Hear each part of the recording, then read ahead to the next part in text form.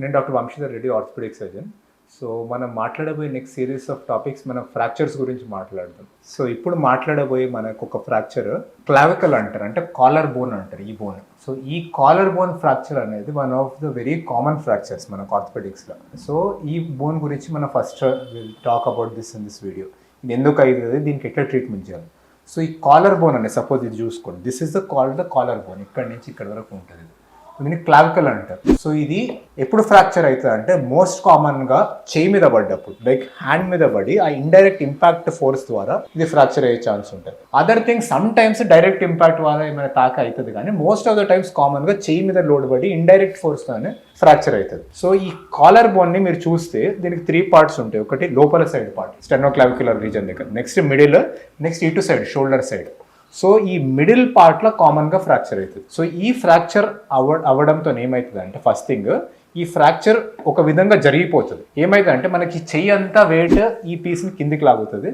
Next ఈ కొంచెం muscular forces ద్వారా ఈ పీస్ పైనకి వెళ్తుంది. సో ఈ పొజిషన్లో ఉంటుంది ఫ్రాక్చర్. ఇక ముట్టుకుంటే బోన్ ఎరిగినట్టు తెలుస్తుంది, బాగా స్వెల్లింగ్ వస్తుంది ఆ ఫ్రాక్చర్ నుంచి బ్లీడ్ అయ్యి. సో ఇది క్లావికల్ ఫ్రాక్చర్ కామన్గా అయ్యేది.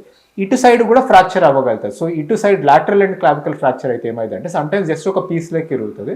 సమ్టైమ్స్ ఈ ఫ్రాక్చర్తో పాటు ఇక్కడ ఉన్న దీనికి సపోర్టింగ్ లిగమెంట్స్ ఉంటాయి, మన కొరకు క్లావికులర్ లిగమెంట్స్ అంటే, ఇవి టేర్ అయ్యి ఈ పీస్ చాలా పైనకి వెళ్తుంది ఇట్లా. సో ఈ 2 కామన్గా అయ్యే ఫ్రాక్చర్స్.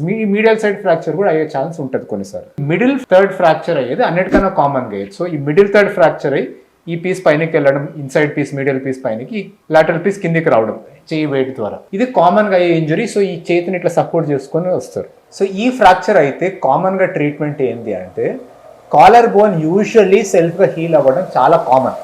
సో మనకి ఇంటర్వెన్షన్ అనేది, సర్జికల్ ఇంటర్వెన్షన్ చాలా తక్కువ సార్లు చేస్తాం. Majority of times non operative ట్రీట్మెంట్తో సెట్ అవుతుంది. సో మనం ఏం చేయాలి అంటే, దీనికి సపోర్ట్ ఇవ్వనీకి మనకి ఇప్పుడు ఈ పీస్ ముందుకు వచ్చేసింది, కిందికి వెళ్ళింది, ఈ పీస్ పైనకి వెళ్ళింది. సో వీటికి వేయనీకి ఒక క్లావికల్ బ్రేస్ అనే పట్టి ఒకటి ఇస్తారు. ఈ క్లావికల్ బ్రేస్ ద్వారా ఈ పీస్ సెట్ అవుతుంది, మనకి కొంచెం పొజిషన్లోకి వెళ్తుంది. సెకండ్ థింగ్, ఒక ఆర్మ్ స్లింగ్ అనే పట్టి మనకు ఒక సపోర్టింగ్ బాగా వస్తుంది, దాని ద్వారా ఈ ఆర్మ్ వెయిట్ సపోర్ట్ అవుతుంది. సో ఈ 2 బ్యాగ్స్ వేసి, so daily clavicle brace and arm sling వేస్తూ ఉంటే రిలేటివ్లీ నార్మల్ పొజిషన్లోకి వచ్చి కొంచెము ఆ హిమటోమా వచ్చి హీల్ అయ్యి కొన్ని వీక్స్లో, ఒక 3 వీక్స్లో అట్లీస్ట్ కొంచెం మూమెంట్ స్టార్ట్ చేసేంత స్టేజ్కి వస్తుంది. So this is a common treatment మనకి. అండ్ కొద్ది వరకు వంకరగా అవ్వడము మన బాడీ యాక్సెప్ట్ చేస్తుంది. సో కొంచెం డిఫార్మిటీ ఉన్నా, కొద్ది వంకటింకర్ ఉన్నా కూడా మనకు దాంట్లో ఆ ప్లేస్లో క్యాలస్ ఫామ్ అయ్యి జనరలీ సఫిషియంట్ స్ట్రెంత్ వస్తుంది. సో మెజారిటీ ఆఫ్ పీపుల్కి collar bone middle third fracture అయితే నాన్ ఆపరేటివ్ ట్రీట్మెంట్ కూడా సిగ్నిఫికెంట్లీ గుడ్ రిజల్ట్స్ ఇస్తుంది. సో కొన్నిసార్లు మిడిల్ థర్డ్ ఫ్రాక్చర్కి మనకి సర్జరీ చేయాల్సి వస్తుంది. సో ఎటువంటి వాళ్ళకి అంటే, మనకి కొందరు మందికి బోన్ బ్రేక్ అయ్యి స్కిన్ కట్ అయిపోయి బయటకు వస్తుంది, ఓపెన్ ఫ్రాక్చర్ అంటారు, అంటే స్కిన్ కట్ అయ్యి బోన్ ఎక్స్పోజ్ ఉంటుంది బయటికి. ఇటువంటి వాళ్ళకి ఇన్ఫెక్షన్ అయ్యే రిస్క్ ఎక్కువ ఉంటుంది.